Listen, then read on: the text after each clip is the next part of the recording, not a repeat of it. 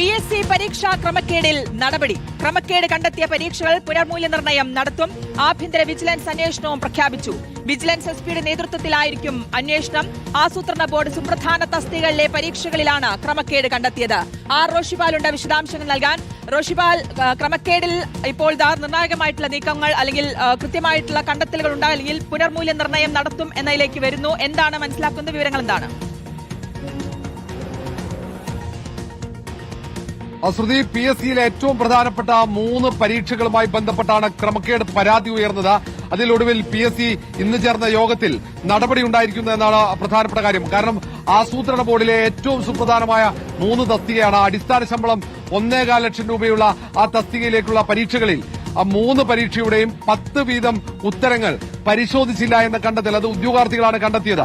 ആദ്യഘട്ടത്തിൽ തന്നെ അവർക്ക് സംശയമുണ്ടായപ്പോൾ ഉത്തരക്കടലാസിന്റെ പകർപ്പ് ചോദിച്ചു. പക്ഷേ PSC എല്ലാ ചട്ടങ്ങളും മറികടന്ന് പകർപ്പ് നൽകാൻ തയ്യാറായില്ല. ഒടുവിൽ വിവരാവകാശ നിയമപ്രകാരം നൽകിയ അപേക്ഷയിലാണ് 1 വർഷം കഴിഞ്ഞിട്ട് ഉത്തരക്കടലാസിന്റെ പകർപ്പ് ലഭിച്ചത്. പകർപ്പ് പരിശോധിച്ചപ്പോൾ 10 ഉത്തരങ്ങൾ പരിശോധിച്ചിട്ടില്ല. അതുകൊണ്ട് തന്നെയാണ് ആ റാങ്ക് പട്ടികയിൽ വ്യത്യാസം വന്നത് എന്ന വാദമാണ് ഉദ്യോഗാർത്ഥികൾ ഉയർത്തിയത്. ട്രിബ്യൂണലിനെ സമീപിച്ചു. ട്രിബ്യൂണൽ ഇക്കാര്യത്തിൽ PSCയോട് വിശദീകരണം ചോദിച്ചിട്ടുണ്ട്. ഈ സാഹചര്യത്തിൽ കൂടിയാണ് PSC ഉടൻ ഇതിൽ നടപടിയിലേക്ക് കടക്കുന്നത്.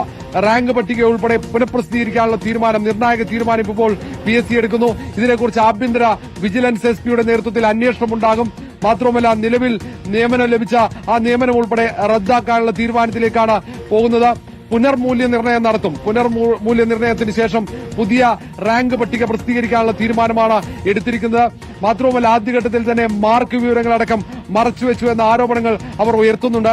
വിവാദമായതിന് തൊട്ടുപിന്നാലെ തന്നെ ശരവേഗത്തിൽ ഇതിൽ റാങ്കിൽ 1ാം റാങ്ക് ലഭിച്ച ഇടത് യൂണിയൻ അംഗത്തിന് നിയമനം നൽകിയെന്ന ആക്ഷേപം കൂടി ഉയർന്നിരിക്കുന്നു. ഈ സാഹചര്യത്തിൽ കൂടിയാണ് അവർ നിയമ നടപടിയിലേക്ക് കടന്നത്. ആസൂത്രണ ബോർഡിലെ ഇൻഡസ്ട്രി ആൻഡ് ഇൻഫ്രാസ്ട്രക്ചർ വിഭാഗത്തിലും അതേപോലെ തന്നെ perspective planning division, planning coordination division തസ്തികകളിലെ ചീഫ് തസ്തികയാണ്. ഏറ്റവും പ്രധാനപ്പെട്ട തസ്തികയിലേക്കുള്ള പരീക്ഷയിലാണ് ഗുരുതരമായ ക്രമക്കേട് പരാതി ഉയർന്നത്. ആ പരാതിയിൽ ഒടുവിൽ PSC ഇന്ന് ചേർന്ന യോഗത്തിൽ നടപടിയെടുത്തിരിക്കുന്നു എന്നതാണ് പ്രധാനം. ഇനി അന്വേഷണ റിപ്പോർട്ട് വരണം. അന്വേഷണത്തിൽ ക്രമക്കേട് കണ്ടെത്തിക്കഴിഞ്ഞാൽ തുടർ നടപടികളിലേക്ക് കടക്കാനാണ് PSCയുടെ തീരുമാനം. ബോധപൂർവമായ ക്രമക്കേടാണോ അല്ലാതെ സാങ്കേതിക പിഴവാണോ സംഭവിച്ചത് എന്ന് പരിശോധിക്കാനാണ് ഇപ്പോൾ വിജിലൻസ് വിഭാഗത്തിന് നിർദ്ദേശം നൽകിയത്. 2023 ജൂലൈ 13-നായിരുന്നു പൊതു പ്രാഥമിക പരീക്ഷ നടന്നത്. 228 പേരാണ് പരീക്ഷ എഴുതിയത്. 2025 മെയ് 31-നാണ് റാങ്ക് പട്ടിക പ്രസിദ്ധീകരിച്ചത്. പതിവില്ലാത്ത വിധം PSCയുടെ ചെയർമാന്റെ നേതൃത്വത്തിലായിരുന്നു ഈ പരീക്ഷയുടെ അഭിമുഖം നടന്നത്. പരീക്ഷയ്ക്ക് ശേഷമുള്ള അഭിമുഖം നടന്നത്. അതിൽ തന്നെ ആരോപണമുണ്ടായിരുന്നു. 1ാം റാങ്കുകാരന് അരുൺ ജെ പ്രതാപിന്റെ നിയമനമാണ് പിന്നീട് വിവാദമായത്. ഇടത് സംഘടനാ പ്രവർത്തകൻ കൂടിയാണ് അരുൺ പ്രതാപ്.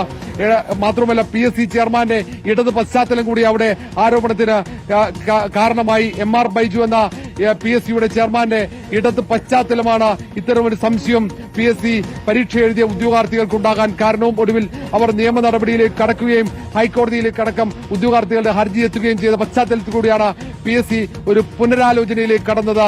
ശ്രുതി, 3 സുപ്രധാന പരീക്ഷകളിലാണ് ഈ ക്രമക്കേട് നടന്നിട്ടുള്ളത് എന്നതാണ്. 10 അതിൽ പ്രധാനമായിട്ടും ഇൻഡസ്ട്രി ആൻഡ് ഇൻഫ്രാസ്ട്രക്ചർ ചീഫ് തസ്തികയിലെ ക്രമക്കേട് വിവരങ്ങൾ ഇന്നലെയാണ് പുറത്തുവന്നത്. അതിൽ തന്നെ 10 ചോദ്യങ്ങൾ പരിശോധിക്കാതെയാണ് റാങ്ക് പട്ടിക പ്രസിദ്ധീകരിച്ചത് എന്നുള്ളത് കൂടിയായിരുന്നു ഇതിലുണ്ടായിരുന്നത്. എന്നാൽ ഇപ്പോൾ ഒരു തീരുമാനമായിരിക്കുന്നു, അല്ലെങ്കിൽ ഇന്നിപ്പോൾ ചേർന്ന യോഗത്തിലാണ് അങ്ങനെ ഒരു തീരുമാനത്തിലേക്ക് എത്തുന്നത് എന്നുള്ളത് കൂടിയാണ്.